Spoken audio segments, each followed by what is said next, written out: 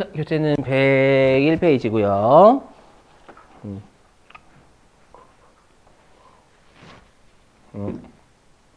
자, 여기. 자, 얘도 회차를 좀 적어 주셔야 되겠네요. 101페이지 가로 3번이에요. 가로 3번.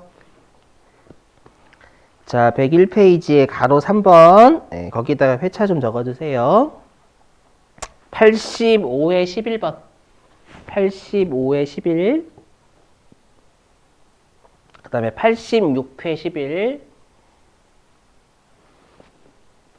그 다음에 90회 2.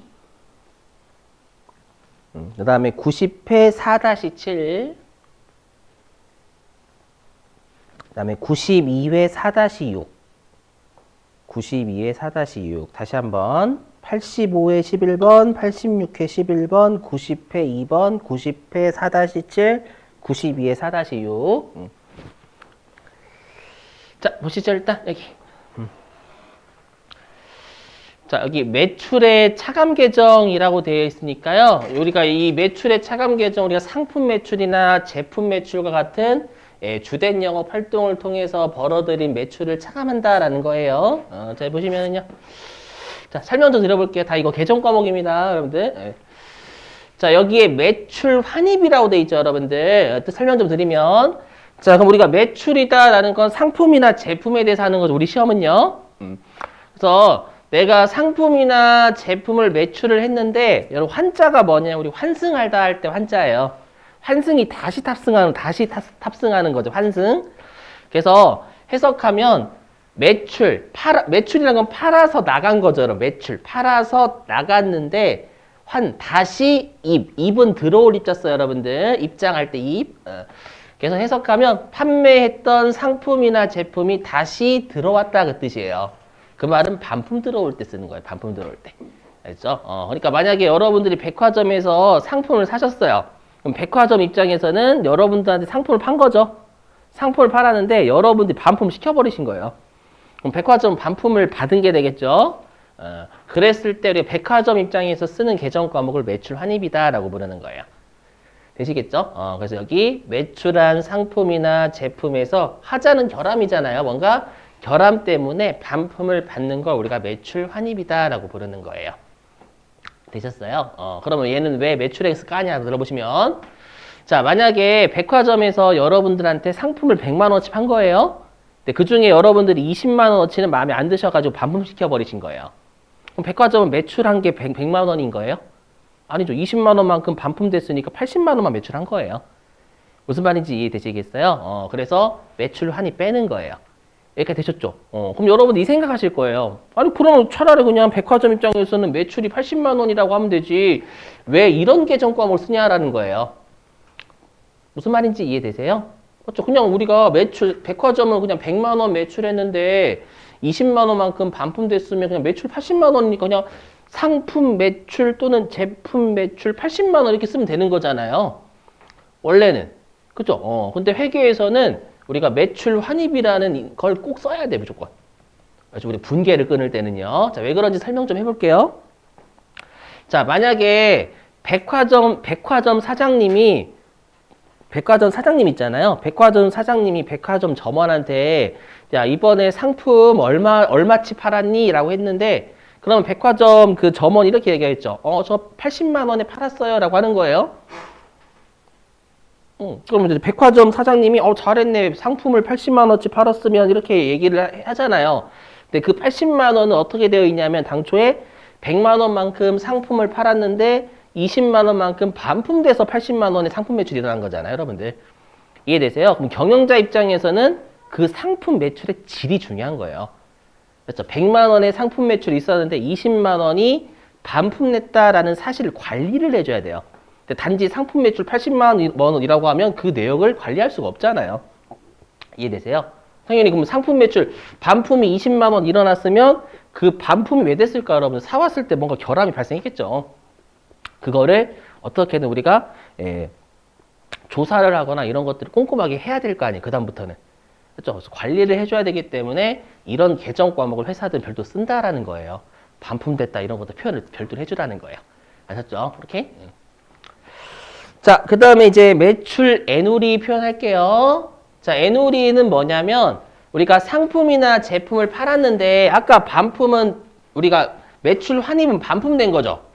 근데 반품이 아니라 소비자가 백화점에서 물건을 샀는데 그 물건에 뭔가 하자 같은 게 있어가지고요. 값을 깎는 걸 우리가 애누리 한다라고 해요. 애누리. 그러니까 백화점 입장에서는 상품이나 제품을 팔았는데 그 결함 때문에 값을 깎아준 거예요. 이해되세요? 그걸 우리가 매출 애누리다라고 표현을 하는 거예요. 아셨죠? 그럼 얘도 마찬가지죠. 100만 원어치 상품 팔았는데 20만 원어치 가격 깎아줬으면 매출은 80만 원인 거잖아요. 무슨 말인지 이해되셨어요? 그래서 요 매출 애누리도 똑같이 우리가 매출액에서 차감한다라는 거예요. 자, 그 다음에 세 번째입니다. 자, 세 번째는 여러분들 기업들끼리는 외상거래를 많이 합니다. 그럼 외상거래를 많이 하면 당연히 외상값을 빨리 회수하는 것도 기업의 가장 중요한 일 중에 하나예요. 그럼 기업이 여러분들 외상값을 빨리 받기 위해서는요.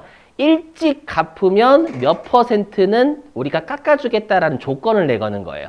혹시라도 외상값을 일찍 갚으시면 한 3% 깎아줄게요 라고 조건을 내거는 걸 우리가 할인해 준다라고 표현합니다. 아셨죠? 그럼 여러분들이 조심하실 게 뭐냐면 결함 때문에 값을 깎아주는 건 애누리라고 표현하는 거고요.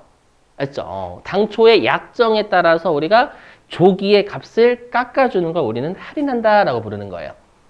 차이점 이해되세요? 그래서 여기 있죠? 판매자, 상품이나 제품을 백화점에서 팔았고요. 외상값을 조기에 지급받으면 당초에 조건에 따라 가지고 값을 깎아주는 걸 우리가 매출 할인한다라고 표현을 하는 거예요.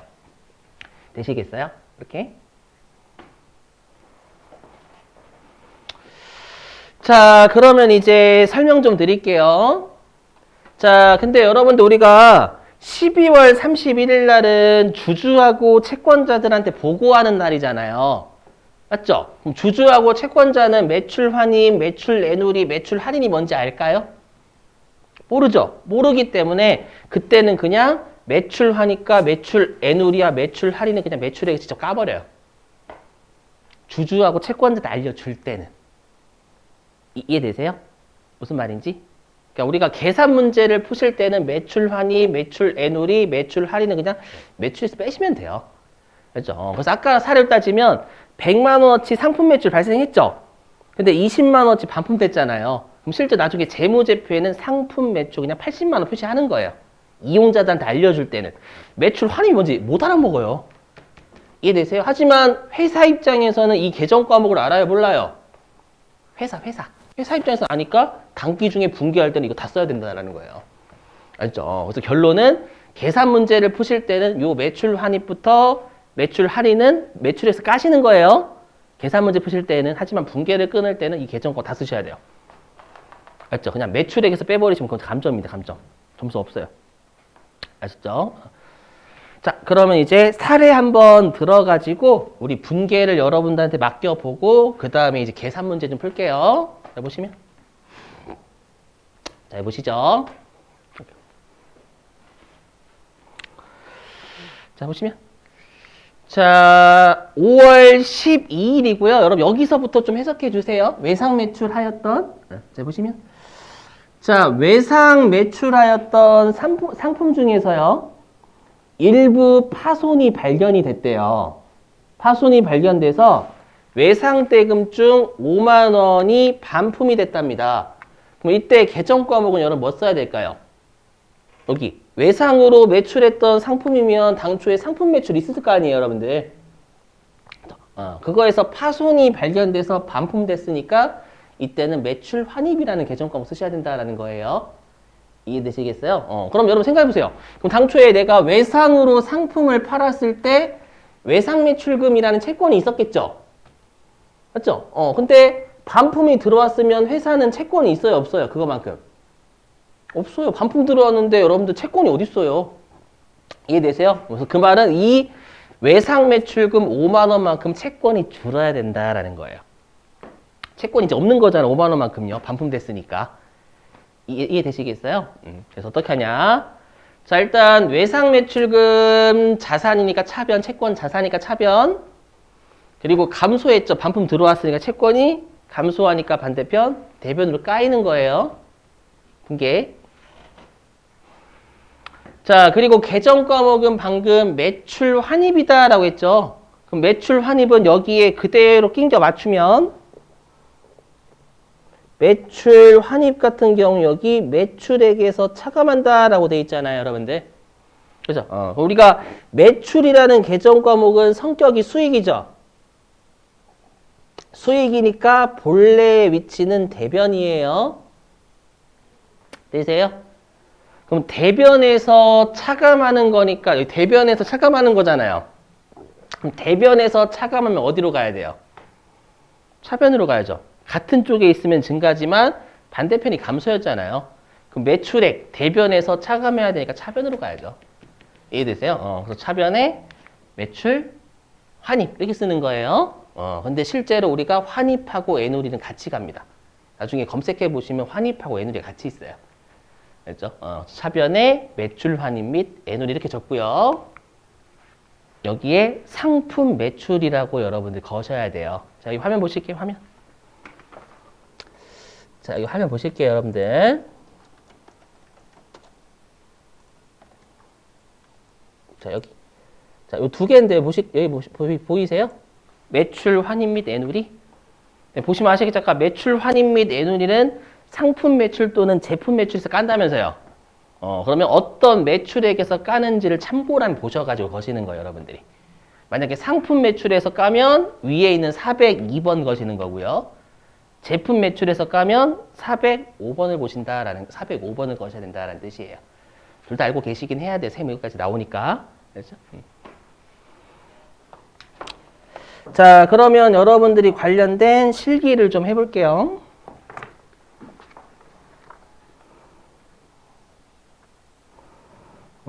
교재 어디냐면은요, 347이네요, 347. 자, 교재 347페이지.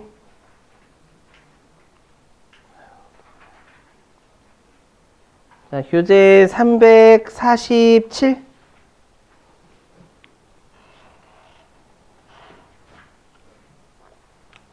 자, 맨 아래 6번이에요. 347페이지 6번.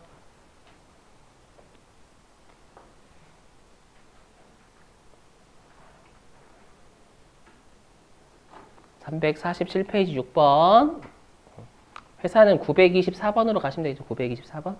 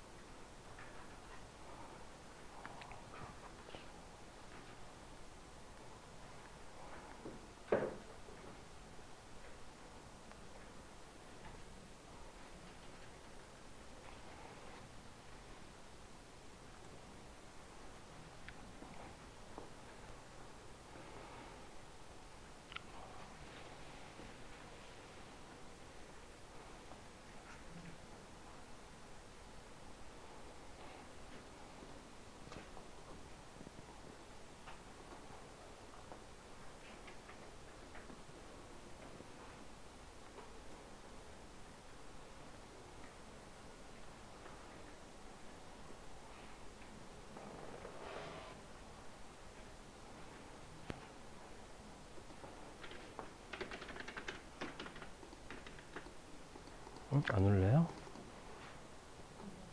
3번. 안 돼요? 어떤?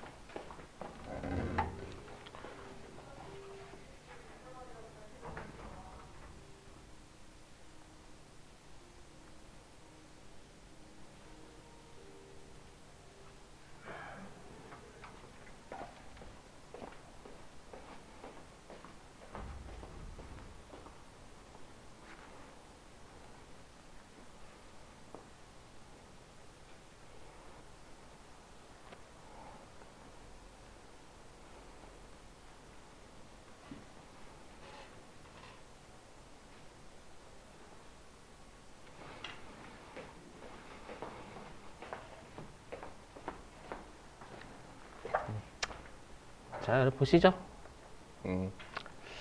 자, 일단 이거 오해하시면 안 되는 게 여러분들 상품 매출에 대한 상품 매출에 대한 외상대금이 계정 과목이 외상매출금이잖아요. 맞죠? 그럼 여기 외상매출금 300만 원을 회수했다라고 돼 있죠. 그냥 외상매출금이라고 안 돼 있어도 상품 매출에 대한 외상대금이 뭐예요? 외상매출금이라는 얘기잖아요. 맞죠? 그럼 외상매출금 300만 원을 회수하면 외상매출금이 증가해요, 감소해요? 감소해야죠, 감소. 맞죠? 채권을 회수하면 감소하는 거니까. 그래서 대변으로 외상매출금을 까요. 대천 92회차구나.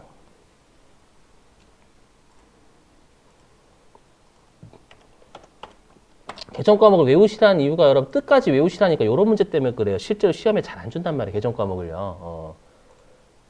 뜻도 같이 외우셔야 돼. 11월 19일 날. 연애 외상매출금. 그 외상매출금 채권이니까 거래처 걸어주셔야 되겠죠. 자, 그래서 거래처 아사달 300 잡고요. 자, 그럼 이거는 여러분들 뭐예요? 약정 기일보다 빠르게 회수해서 2%를 할인해줬다라고 되어 있잖아요. 그럼 당초에 상품 매출하면서 내가 외상값 일찍 갚으면 깎아줄게 라고 했으니까 얘는 계정 과목이 매출 할인이 돼요. 할인. 애누리는 결함 때문에 깎아주는 거고, 얘는 당초 약정에 따라서 얘가 일찍 아사달이 빨리 갚았으니까 2% 깎아준 거예요. 이해되세요? 그럼 매출 할인은 아까 어떻게 했어요? 매출액에서 차감한다라고 했죠. 그럼 매출은 대변이죠. 대변을 차감하니까 매출 할인은 차변으로 가야 된다라는 거예요. 그래서 차변에 매출 할까지 치시면 여기 매출 할인 이렇게 뜨죠, 여러분들.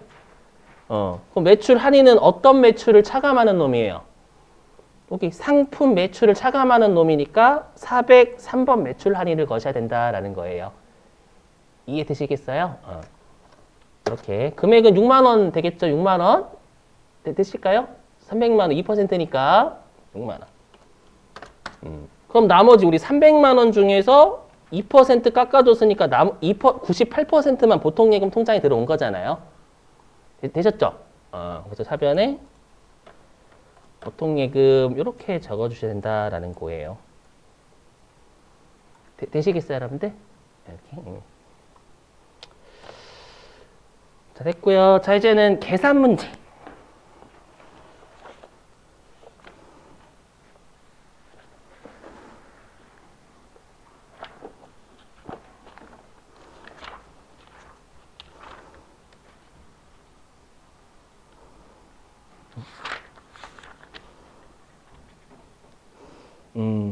자, 여러분들 어디냐면은요, 357페이지.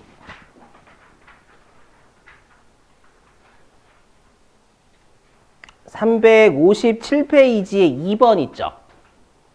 357페이지의 2번이고요.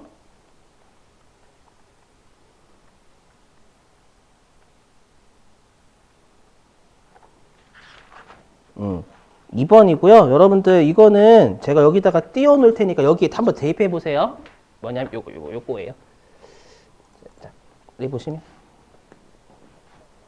왜냐면 이거 손익계산서 구조를 알아야 되는 문제거든요. 좀 어려운 문제예요, 여러분들. 그래서 미리 여기다 쓸게요. 여기 저번에 했던 거. 이거 보고 하시면 돼요. 여기. 우리 저번에 이 손익계산서 구조 반드시 암기해야 된다라고 했잖아요. 요거. 맞죠? 여러분들이 357페이지에 2번을 보시고 다시 여러분 여기에 한번 대입해서 한번 풀어보시는 거예요. 자, 한번 해보시는 거예요, 여러분들. 요거 잘 나와요. 알죠? 일단 그 2번부터 보시고 이제 요거 보시는 거예요, 여러분들. 알죠? 2번부터 보시고.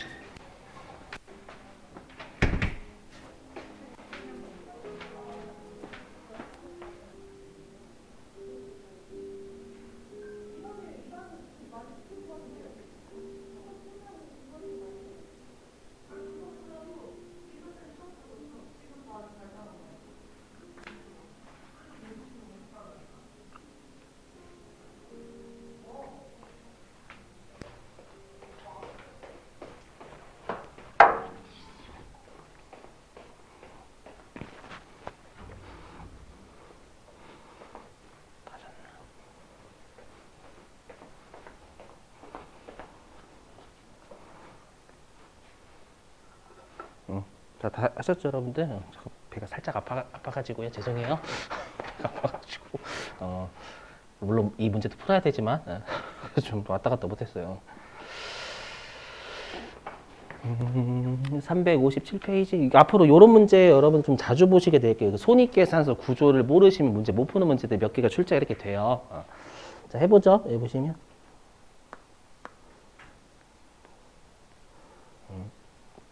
자, 보세요, 여러분들. 예, 이거 한번 읽어보셨으니까. 여기 원래 매출 할인 있잖아요, 여러분들. 매출 할인은 원래 아까 했었죠. 매출액에서 차감해야 되죠. 근데 여기에서 핵심이 되는 문장은 여기. 매출액에서 차감하지 않고 영업의 비용으로 처리를 했다라는 거 하였을 경우 우리가 매출 총익하고 단기순이익에 미치는 영향으로 옳은 것은 이렇게 돼 있잖아요. 그러면 잘 보세요. 여러분들 해석하면 그럼 얘는 원래 당초 쓸게요. 당초 매출 할인 같은 경우에는 매출액에서 차감해야 되는 거잖아요. 매출액 차감. 차감해야 되는데 차감하지 않았죠. 차감해야 되는데 차감을 안 했잖아요. 그렇죠? 깠어야 되는데 안 까면 매출이 과대돼요, 과소돼요? 생각을 해보시면 까야 되는데 안 깠어. 그럼 어떻게 되는 거예요? 매출이 과소, 과대. 그렇죠? 과대가 되는 거죠. 그렇죠. 그래서 매출이 과대가 돼야 돼요.